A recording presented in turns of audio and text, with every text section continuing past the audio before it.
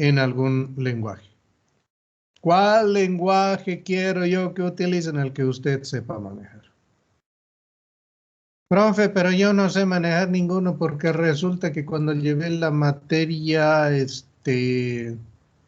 instalamos el C, pero ya esa era otra computadora, no es la que yo uso ahora. Bueno, pues entonces por eso les digo, les estoy avisando con tiempito, de que se instalen algo, ¿no? Un Visual Studio 2015 es bastante bueno, si tienen un 2019 mejor, obviamente.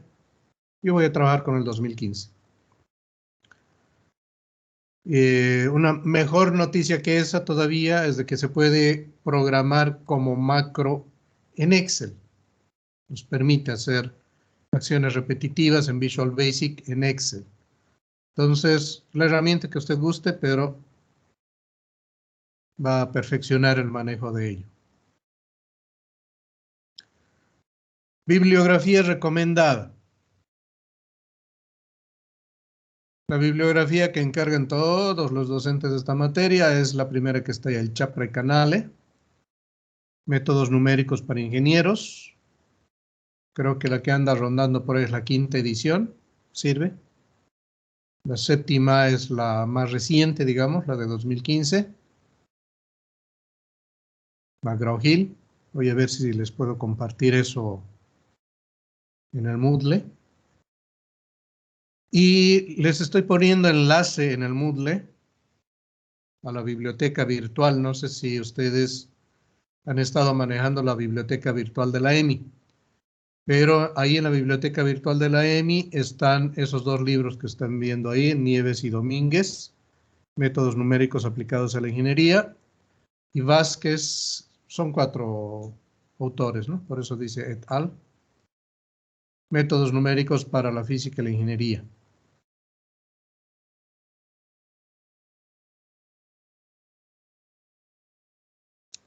Temario.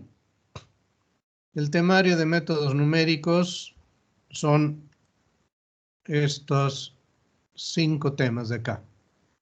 Teoría de errores, interpolación y aproximación polinomial, que va para el primer parcial. Yo le incluí aquí un cuadrito más que es programación, porque vamos a avanzar esta semana y parte de la otra en recordar, en desempolvar nuestros conocimientos de programación.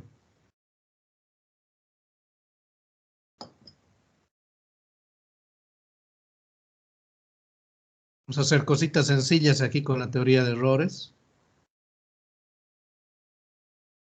Vamos a hacer cositas un poco menos sencillas en interpolación y aproximación polinomial.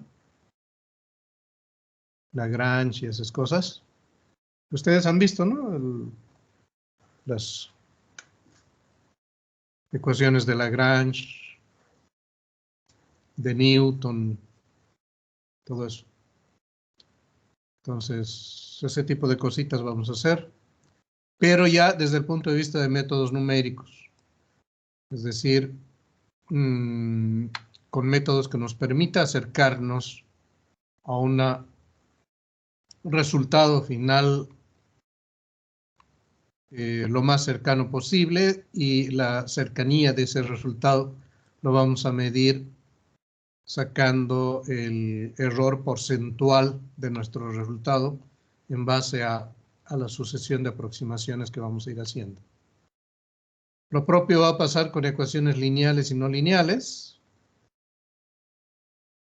Vamos a ver raíces de ecuaciones y ese tipo de cosas. Vamos a resolver sistemas de ecuaciones lineales, matrices y eso, determinantes y esas cosas. Esto con programitas resulta pues una belleza, ¿no? Si bien hay calculadoras que usted alimenta los datos y ya le da los valores de X, Y, Z, W, J, K. Pero sirve también saber hacerlo en programita. Y finalmente vamos a terminar haciendo derivadas e integrales, ya no con las fórmulas que vieron en cálculo, sino con métodos numéricos, iteraciones y ese tipo de cosas, y corroborando nuestros resultados con, en la medida de lo posible, con la derivada y la integral que hemos aprendido en las materias correspondientes. ¿Alguna duda, pregunta, consulta hasta acá?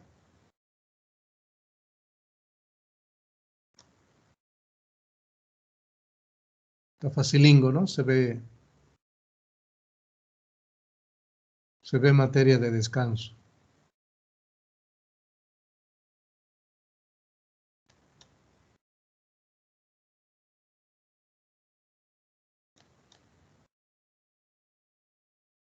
¿Todo en orden entonces?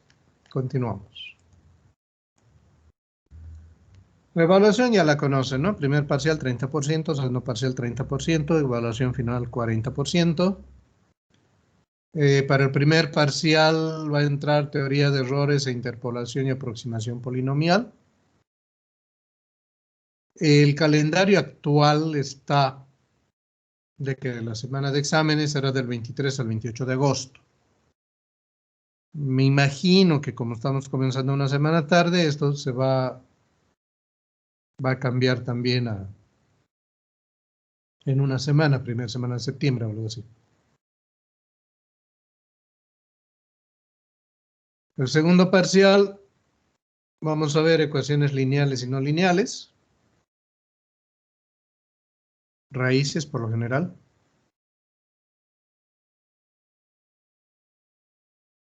y sistemas de ecuaciones lineales,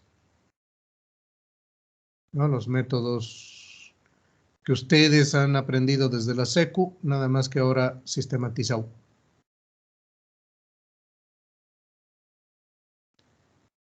De esto, el examen en teoría estaría entre el 11 y el 16 de octubre. Supongo que va a ser del 18 al 20 algo, 23, algo así. Pero todavía en cuanto salga el nuevo calendario ya sabremos la fecha exacta, pero más o menos estaría ahí. Son 6 semanas de clase para el primer parcial, 6 semanas de clase para el segundo parcial, 5 semanas de clase para el examen final, donde va a entrar solamente, bueno, el examen final ustedes saben que se toma de todo, ¿no? Pero la temática que se va a ver en el último periodo va a ser diferenciación e integración numérica. Y eso será o la última semana de noviembre o la primera de diciembre, ¿no? O parte de noviembre y parte de diciembre, algo así. Hasta el 5 de diciembre tenemos que estar fuera. ¡Fuera! Esa es más o menos la historia contada del inicio de esto. ¿Dudas, preguntas, consultas, inquietudes? Ingeniero, disculpe, estaba hablando sobre un programa. ¿También entra ahí en esa nota? Los programas, cada cosa que hagamos puede presentarse con un programa. Entonces, si usted quiere el 10, tiene que presentarlo el programa, pues, ¿no? Hecho por usted, claro.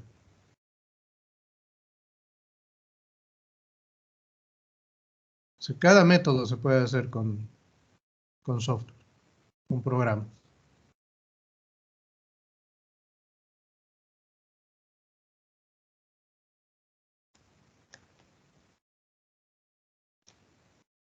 Gulp, sonó, hasta aquí escuché.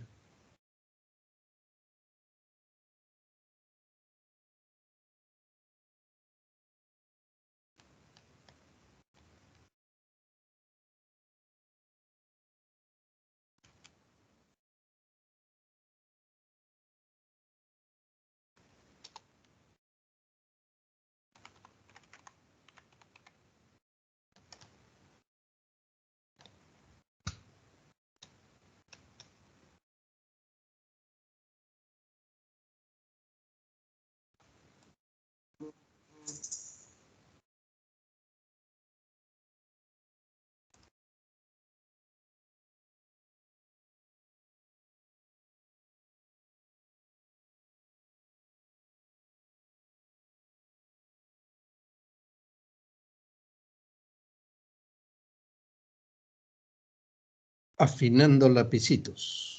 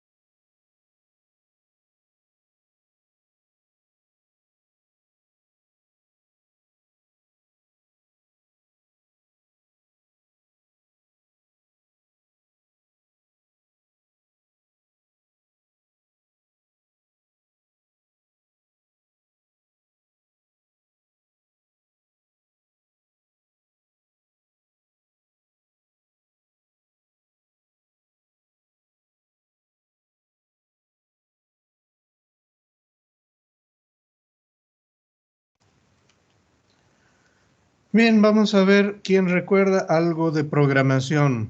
¿Qué cosita es programación?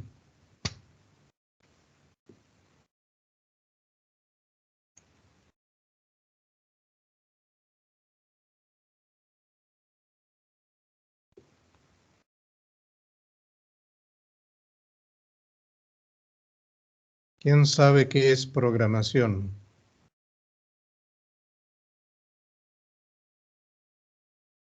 Computadoramente hablando, ¿no? Métodos de resolución de problemas, pero por medio del computador. En pocas palabras. ¿Y qué es un programa?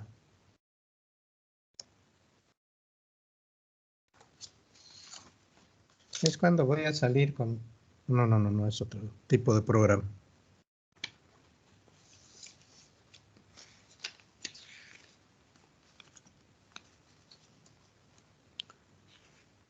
¿Qué es un programa?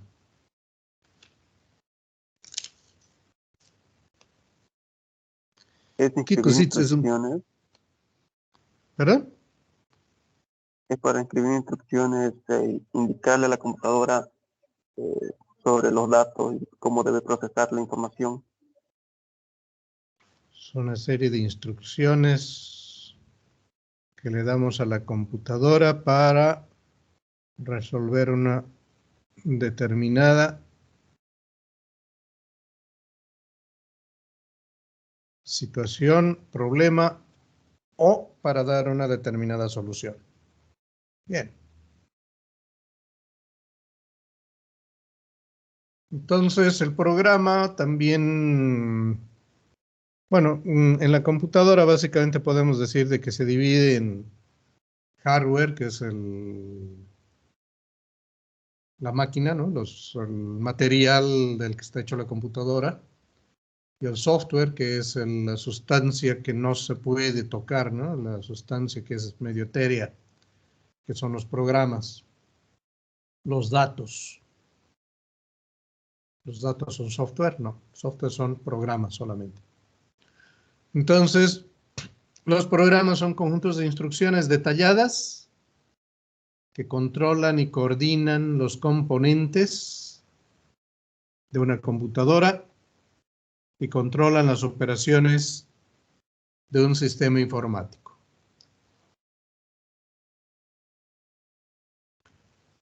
Y el software de aplicación, que es en realidad a donde nos vamos a ir, tiene como función principal asistir y ayudar a un usuario de una computadora para ejecutar tareas específicas. Si no me equivoco, algunos de ustedes han hecho unos buenos presentaciones en feria con software, ¿no? En la feria de ciencias han presentado programas. Entonces, como que tienen algunos de ustedes un cierto manejo de esto. Vamos a ver cuáles son los pasos para elaborar un programa. Primera instancia, analizar el problema. Determinar qué es lo que va a hacer el programa. Una vez que sabemos qué es lo que va a hacer el programa, se diseña un algoritmo, se determina cómo hace el programa la tarea que se le ha pedido. En la EMI no sé por qué hacen una división entre algoritmo y pseudocódigo. Para mí en lo particular es lo mismo. Sí, el pseudocódigo se acerca más a un lenguaje de un poco más universal, pero el algoritmo ya me dice qué cosa tiene que hacer, ¿no? Si tiene que preguntarle algo, si tiene que llamar un módulo, no sé. Bueno, no me voy a pelear en eso. Lo que sí es importante es tener un listado de cosas que quiero que el programa haga. Entonces, con esto yo puedo irme directito ya al diagrama de flujo. Muchas veces el algoritmo y diagrama de flujo van muy de la mano. La cosa es que entre algoritmo y diagrama de flujo ya me permiten hacer una codificación, que es escribir el código en el lenguaje que se ha elegido. Hasta aquí no hay dudas, ¿no? Pues lo mismo que han visto ustedes en programación. Algunas palabras habrán cambiado quizá, pero lo mismito que han visto en programación.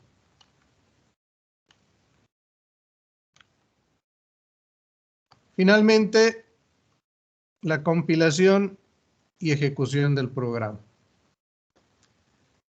Ahora viene una pregunta. ¿Qué cosa significa compilar un programa?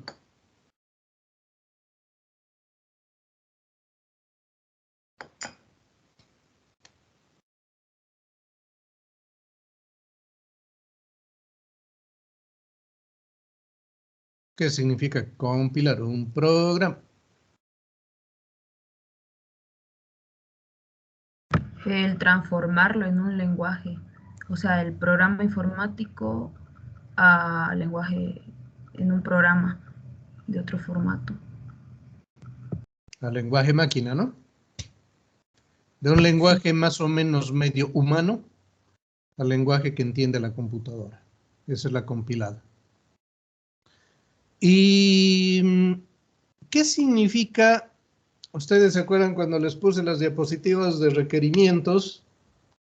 En uno de esos requerimientos les puse compilador o intérprete. ¿Qué diferencia hay entre compilador e intérprete?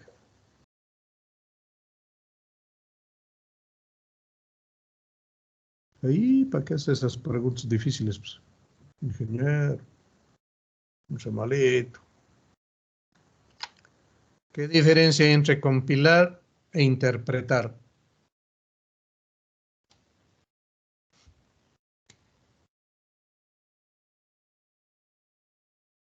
Tengo como 30 en la lista de asistentes y solo tengo 23 respuestas en el cuestionario. Completen, porfa.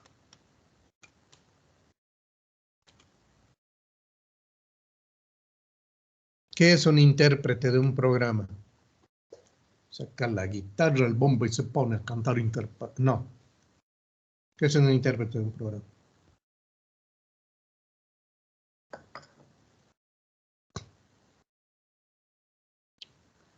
¿Alguno de ustedes ha manejado esas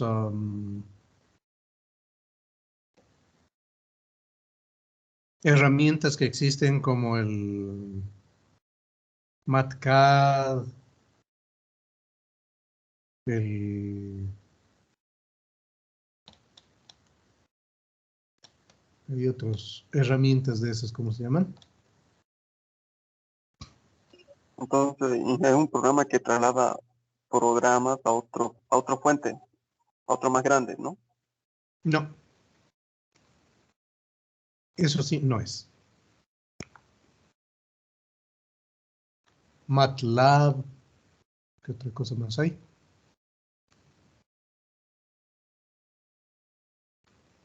Hay uno que utilizan mucho que no me acuerdo ya cómo se llama. Symbolab. Puede ser. Hay uno que es bien popular en el... Bueno, ya me voy a estar acordando. Esos son intérpretes, no son compiladores.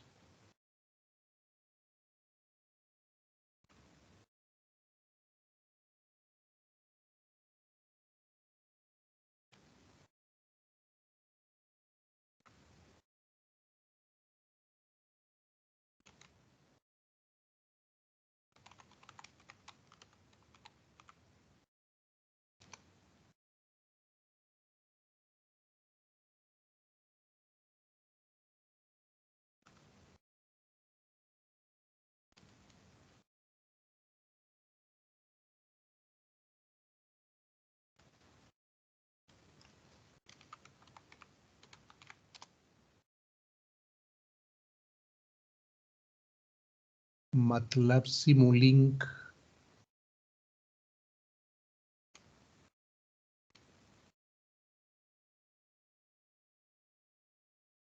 MathWorks. Habían habido varios.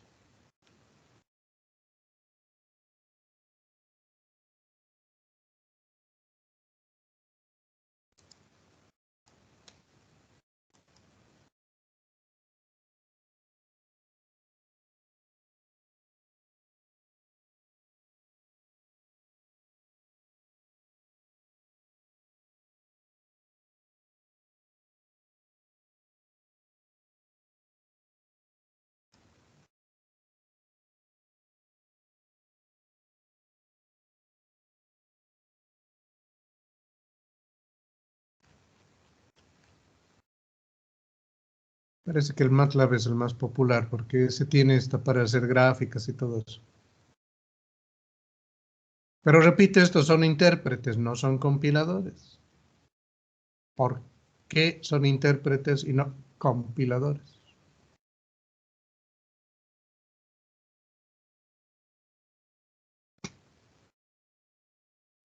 ¿Qué es ¿Será mejor, usar porque, un intérprete o un compilador? ¿Perdón? no, yo digo si el intérprete ponemos una instrucción y esta la ejecuta inmediatamente? Eso es exactamente lo que es. Y usualmente un intérprete es más lento, pero por harto, que un compilador, porque el compilador traduce el programa hecho en lenguaje humano al lenguaje de la computadora, de forma que la ejecución del programa puede hacerse en mucho menos tiempo que si cada línea estuviera interpretando lo que tiene que hacer. No voy a entrar en detalles, ya en programación ya les dijeron que era el lenguaje máquina, el ensamblador, el lenguaje de tercera generación, de cuarta generación, todo eso, ¿no? No voy a entrar en eso, no nos interesa para nuestros fines. Para nuestros fines lo que nos interesa es hacer el programa y que funcione. Entonces, vamos a poner un ejemplo de cómo hacer un programita para que saque el factorial de un número. Entonces, aquí tenemos nuestro algoritmo que nos dice, bueno, siempre todo algoritmo tiene que comenzar por un inicio, ¿no? Tenemos que marcar aquí comienza el programa. En el lenguaje en particular, ¿cómo vamos a expresar ese inicio? Ese es otro jabón. Pero siempre en el algoritmo tenemos que marcar cuál es el inicio del programa Fíjense que en esta parte, en el algoritmo, no está la dimensionalización o el dimensionalizado de las variables. Se supone que eso está implícito acá en toda la parte de inicio o en la cabecera del programa. Entonces, en el algoritmo yo no voy a poner dimensionar tal, porque aquí casi como que no me interesa mucho. Puedo poner los nombres de las variables, sí, evidentemente, ¿no? Como que algunos los voy a ir nombrando. El pseudocódigo, en el pseudocódigo ya uno como que ya le va dando incluso esos nombres, ¿no? El algoritmo no necesariamente. Aquí estoy vaciando mis ideas al papel. Yo en lo particular prefiero de una vez ir colocando lo que quiero que haga, ¿no? Y generalmente de esta idea general del algoritmo yo me salto al diagrama de flujo. Ahí es donde ya establezco variables y todo lo demás.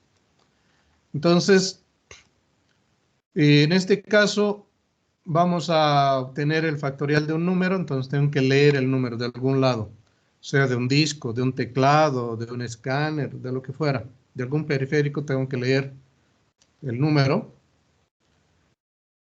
Nunca olvidarse que hay que establecer el contador en 1. Cuando hay ciclos, entonces tengo que inicializar el contador siempre. Puedo hacer un conteo en reversa. Entonces, por decir, en lugar de ir del 1 al 20, puedo establecer el contador en 20 y que vaya rebajando 1 también. Entonces, más que establecer el contador en 1, debería ponerle acá inicializar el contador. Pero bueno, para el factorial vamos a comenzar de 1 hacia el valor que se está, del que se va a sacar el factorial. Entonces, en este caso vamos a establecer el contador en 1. Y el factorial también lo voy a establecer en 1 en principio. Y ahora voy a tener la rutina repetitiva, donde voy a repetir este proceso hasta que el contador sea igual al número que voy a convertir, del cual estoy sacando el factorial. ¿Y qué es lo que voy a hacer en este ciclo de repetición? Voy a multiplicar el factorial, que ya lo situé en 1 en principio, por el valor del contador. Como el contador está en 1, primero me va a hacer 1 por 1. Y acumular en el factorial. En un pseudocódigo debería haber puesto ya una flechita que esto entra a factorial, ¿no? Factorial por i, si es el contador, y flechita entrar a factorial, digamos, ¿no? Pequeña diferencia entre el pseudocódigo y el algoritmo. No me interesa cuál usan ustedes. Si quieren usan todos, si no, uno de los dos, no importa eso. Repito, a mí me interesa que el programa funcione. Entonces, esto se repite hasta que el contador sea igual al número. Entonces va a ser 1 por 1. Eso se guarda en factorial. Ese factorial que ahorita vale 1, se incrementa el contador en una unidad. Entonces el contador vale 2. 1 por 2, 2.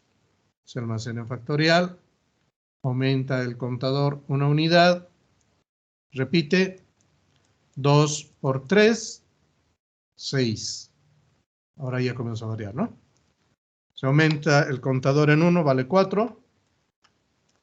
4 por el 3 que tenía, por el 6 que teníamos ahí, 24 y así, ¿no?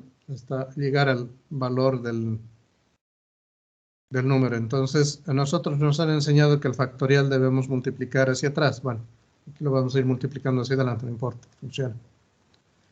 Y finalmente, una vez que hemos llegado a que el contador es igual al número que estamos convirtiendo en factorial, si era 4, entonces llegamos a 4, sí, sale del bucle y nos despliega todo lo que fue acumulando en la variable factorial. Más o menos eso sería puesta en algoritmo, así en lenguaje no necesariamente de programador, de qué es lo que queremos que haga el programa. No sé si quedó claro esto. ¿Alguien tiene alguna duda?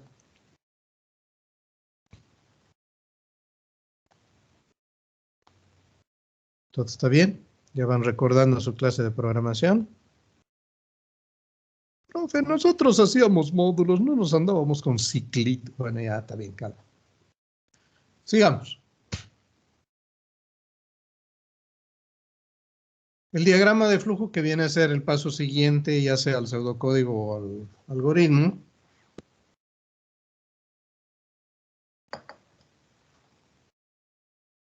tiene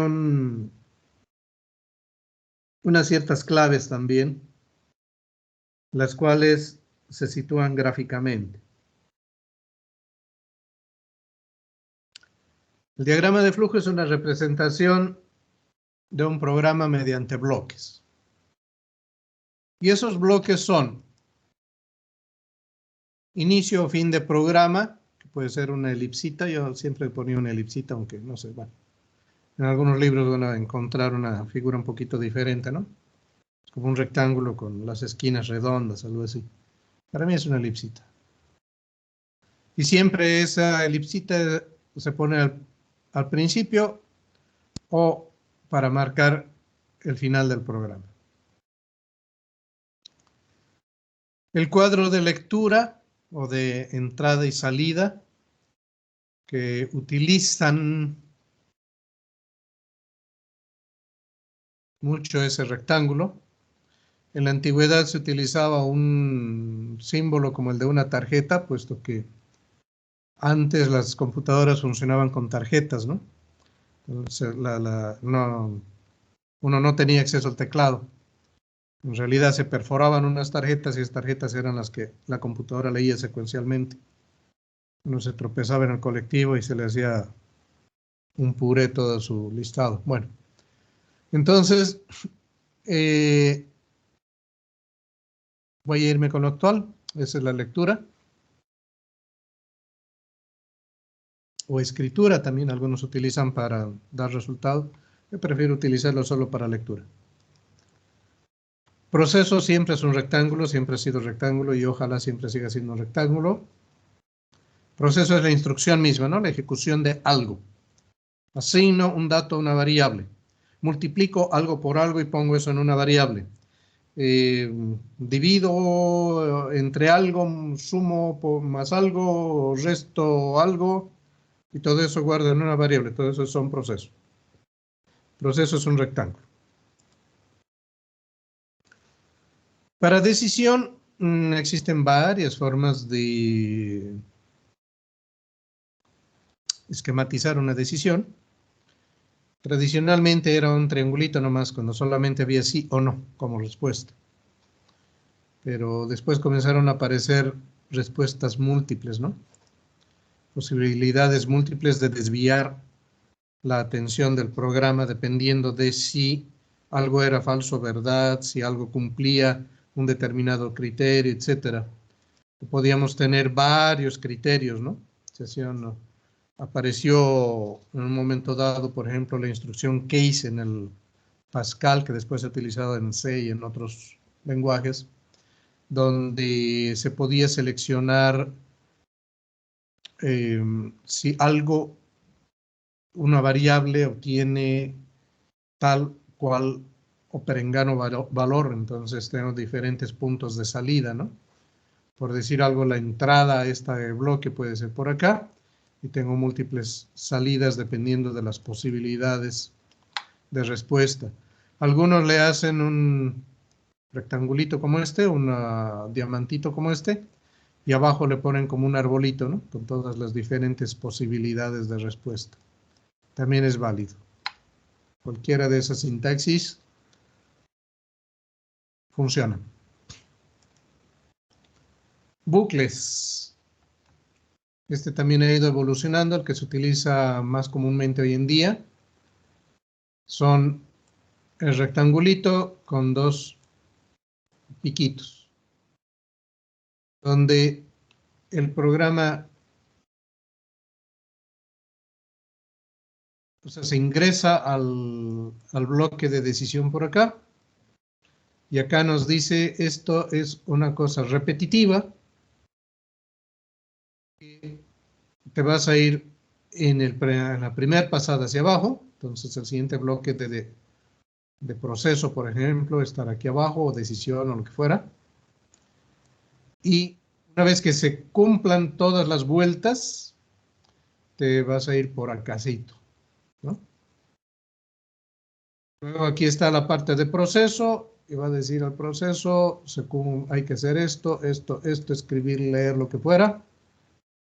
Y se termina toda la serie de instrucciones que puede venir aquí abajo, regresa acá. ¿Cumplió? No. Entonces volvemos a repetir con las nuevas condiciones y así sucesivamente, ¿no? Hasta que esto termina y se cumplió la condición, se sale por este otro ladito. ¿Están recordando ya sus épocas de programación o ya se están chipando? Una de dos. El módulo que nos indica un módulo, subrutina o función. Algunos escribimos de esa manera, otros tienen otra sintaxis. ¿Qué significa eso? El programa viene de acá para acá y nos dice, llama tal función que haga tal cosa. Entonces va a otro lado, ejecuta, regresa, puede que nos dé respuesta, puede que no nos dé respuesta. Si es una función, nos va a dar una respuesta. Una subrutina no necesariamente nos va a dar una respuesta, etc. Pero de todas maneras, a todas esas posibilidades se le ha dado en denominar módulo, donde otra cosa va a efectuar algo y puede que nos diga, bueno, la respuesta del proceso que hice fue tal cosa, entonces ahora úsalo acá, digamos, ¿no? O ya cumplió con su tarea, desplegó, guardó, imprimió, lo que fuera, entonces ya terminé, ya bueno, entonces seguimos acá con nuestro programa principal, ¿no? Y finalmente la salida, si bien ya cada vez se usa menos la impresora, pero me sigue gustando el simbolito de salida como el de una hoja de impresora. Yo en lo particular no uso este, aunque la programación moderna dice que este es un bloque de entrada y salida o salida. Entonces podría poner este bloque acá también para salida. Si usted quiere lo puede hacer, no tengo lío. Pero a mí en lo particular me gusta más este, ¿no? Porque aquí me dice ya, se imprime. Aunque sea en pantalla, no importa. Incluso hay algunos que han inventado una cosita ahí para decir ya en pantalla, no en impresora, man, pero gustos. Y finalmente, los conectores. ¿Qué son los conectores? Se me acabó el papel y tengo que seguir poniendo código. Entonces, puedo ponerle un conector local acá. Termina, vamos a decir acá. Pasó esto, llegué acá y este conector me va a enlazar con otra cosa. Me va a regresar acá varios procesos. Vamos a decir que tengo algunas decisiones acá y todas las puedo hacer confluir a través de un conector hacia una terminación final que puede ser regresar al bucle, por ejemplo, ¿no? Entonces, para esos conectores, para esas acciones locales de esa misma hoja, puedo utilizar este conector. O si me voy a referenciar a una rutina que está lejos de acá, puedo utilizar este otro donde le pongo un numerito acá. Y en otro lado voy a comenzar con este numerito y va a seguir escribiendo el proceso. Y en las épocas antiguas se hacían programas que tranquilamente podían tener 30 páginas. Entonces esas 30 páginas tenían que poderse seguir con alguna facilidad. Hoy en día ya no pasan de 3 páginas, creo. Porque se han hecho muchas herramientas que permiten simplificar código sobre todo. ¿Sí? ¿Han capturado este resumen? Sí, Ya han regresado a sus épocas de segundo semestre, se ve programación, ¿no? Tampoco está tan lejos, un año nomás, para ir desempolvando puntas. Ahora veremos cómo se vería con diagrama de bloques nuestro programita de factorial. Ahí está. Entonces, el inicio lleva el título del programa. En un bloque de proceso puse la dimensionalización de las variables. Piden de no poner acentos, ni ñes, ni cosas raras. Solo letras, cuando mucho un guión medio, de preferencia solo letras. Las del alfabeto primario, ¿sí? Alfabeto inglés, vaya. Hay algunos lenguajes que discriminan mayúscula de minúscula. Hay otros lenguajes que no. Entonces yo sugiero que la mayúscula o la minúscula sea solo de estética, si es que lo van a usar. Mejor si escriben todo con minúscula nomás, ¿sí? Entonces, aquí estoy diciéndole de que la variable número y la variable y la variable factorial van a ser de tipo entero. Es decir, no van a tener decimales. No deberían, de hecho. Voy a asignarle el valor de 1 a factorial. Y voy a pedirle al usuario que introduzca el número al cual se le quiere calcular el factorial. Entonces, lo siguiente es entrar al bucle, ¿no? Se asigna 1 al contador i. Y se le dice, bueno, ahora repite esta acción hasta que i valga número. Entonces viene factorial igual a factorial por i. Este bloque de ciclo automáticamente me va a sumar el i, aunque debería indicarle por acá, ¿no? Que es i más 1 nomás. Porque a veces puedo saltar también cantidades. Entonces va a sumar 1 y va a repetir hasta que me iguale el valor de i con número. Y una vez que sean iguales, va a salir y me va a mostrar en pantalla, me va a imprimir, me va a guardar en disco, lo que fuera. Esta es una salida, el valor del factorial. Yo puedo ponerle su textito, el factorial del valor que usted puso en un principio, es tal, ¿no? Y termina nuestro programita.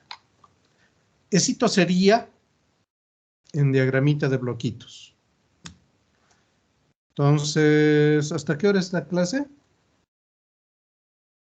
Hasta las 4, ¿no? Creo que son las 4, ¿no?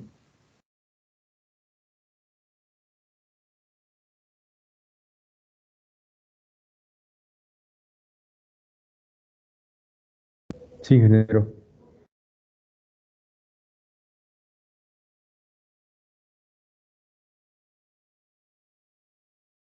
Sí, hasta las 4. Y son las 4 menos 5. Entonces, hasta aquí veríamos toda esta partecita. Los que son machos o machas para la programación, por su apoyo. A ver si para el día jueves pueden tener esto codificado en cualquier compilador, en el que ustedes gusten. Para la próxima clase, entonces, todo el mundo con su compilador a la mano. Repito, si usted no tiene acceso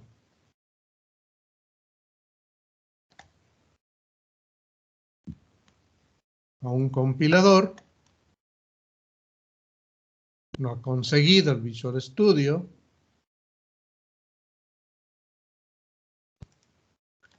puede utilizar el Visual Basic que está en el Excel, ¿sí?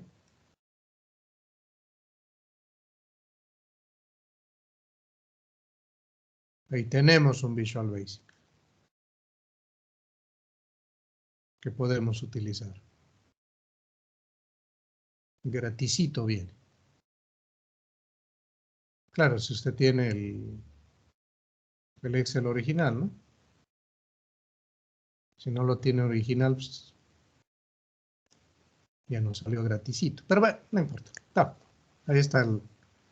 Por si acaso ustedes creo que saben que al ser alumnos de la EMI tienen derecho a una copia limpia, legal,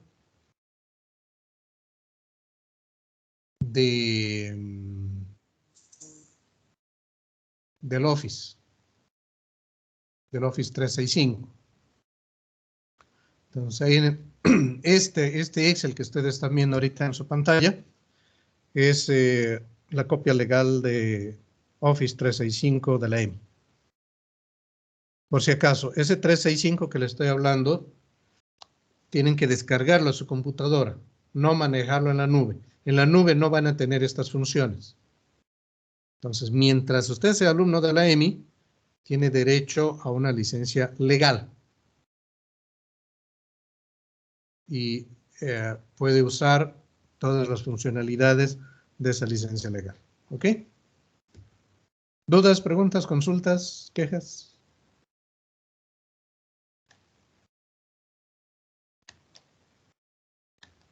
¿Todos me han completado el formulario ya?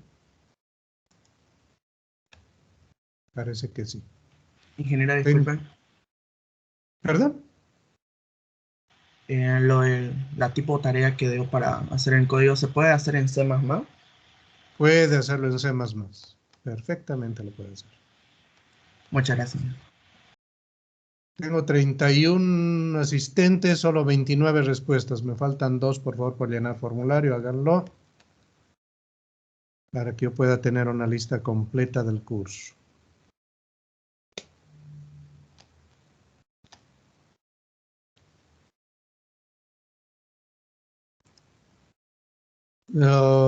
¿Quién fue el que preguntó, Fabio? ¿Quién fue el que preguntó? Disculpe, de lo del C++. Sí, fui yo. ¿Usted tiene el Visual Studio? ¿O en qué lo va a...? Como en el colegio normalmente me acostumbraron a usar un compilador online, pero también uso el CodeBlocks. Ah, ya, bueno, belleza, funciona, sirve. Ya está bien, gracias. ¿Alguien tiene algún otro inquietud?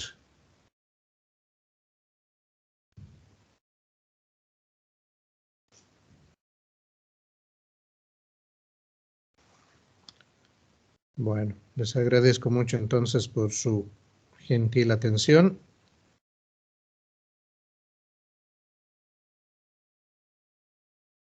Nos estaremos viendo el día